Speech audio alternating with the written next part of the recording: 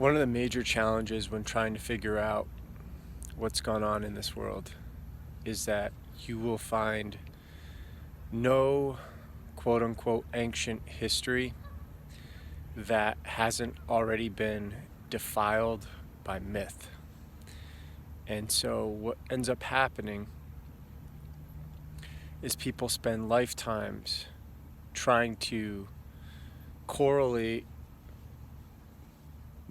myths that are entangled with possible historical events, unlikely but possible, and it goes nowhere. It's like spinning a tire in the mud. And so you always hear people in like some tongue-in-cheek way say history is nothing but his story, but they never say whose it is. And it's because most people in this space are parrots, and we are all guilty of that to some degree.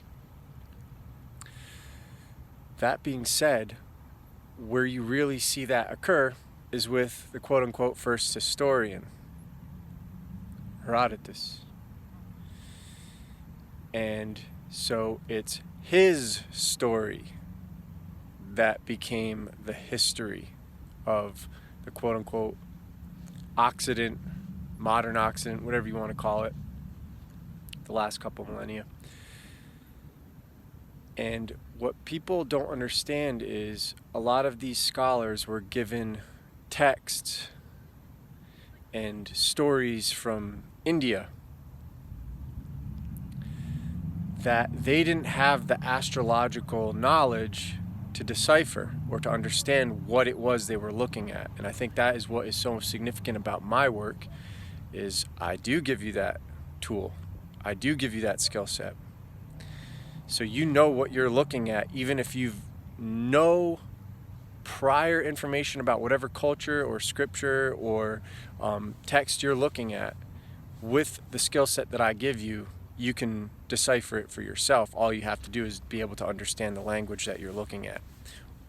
If it's paintings and allegories in artwork, then that's a little bit different. You don't need to know language. But that brings me to an even more significant thing, is that you are in a very exciting time where you get to break the cycle if you want. So if you find that any point in your life is lacking purpose and you don't know what to do, well, just remember, you're existing in a time where you can actually record the reality, the world around you, measure it, and leave something behind that will last the test of time. Whereas a lot of the troubles we have with understanding history is in the old days, if somebody wanted to like share what they discovered in India at a temple or whatever, I mean, they're having to draw a picture, and make an engraving or a wood carving or something like that, and then convey it like that. So everybody's studying artwork and hoping that it's an accurate representation of what the person saw, but it might not be. And most of the times it probably isn't. And so that's why statues and all these ancient structures are so significant, is because they contain knowledge in them if you can only learn how to look at them and then appreciate the time period, what they might have been going through and what was possible, and why it may or may not contain certain writings that were alleged to be at the same time. So that is something you can do. You can travel all around the world and do that. There's a need for that.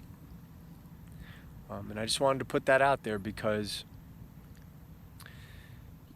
in my opinion, I have not seen anybody else do a better job than me at giving this skill set to the masses. And we are in an exciting time if you can only look at the opportunity. So if you haven't heard of my book series, Spirit World, get it.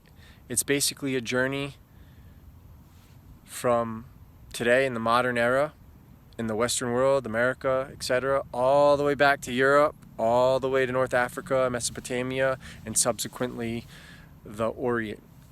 and that'll end up in Upper India.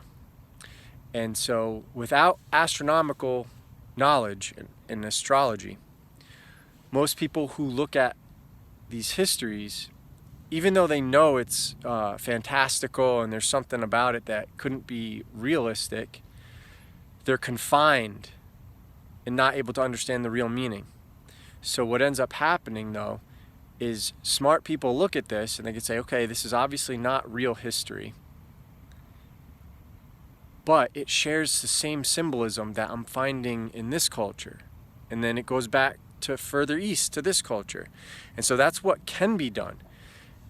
And the key is the astronomical science, or maybe science isn't the right word. When I say science in that capacity, I'm thinking of like the actual meaning in Latin, which is the knowledge, the body of knowledge containing astronomy and astrology. And so I encourage you to embark on this endeavor if it interests you, because it's life-changing. And even if it isn't something you're excited about, the ability to look at the past and to look at anybody's historical account and pierce right through it like it's a see-through veil is it's not only irreplaceable, you can't put a price on it. There's nothing that can compare, and it's empowering. And every person should do that so they don't fall victim to lies. And that's the real problem, is when you're gullible and you fall victim to lies, you end up believing a bunch of bullshit, and then you end up acting on that bullshit, and then it leads to where we are today, which is slavery manifesting, the restriction of movement manifesting, the restriction of rights, and possible avenues one can go down to appreciate the fruits of their labor and appreciate the value of what they've worked for. It's all being constricted. So it stops with everybody recognizing where it comes from and putting an end to that.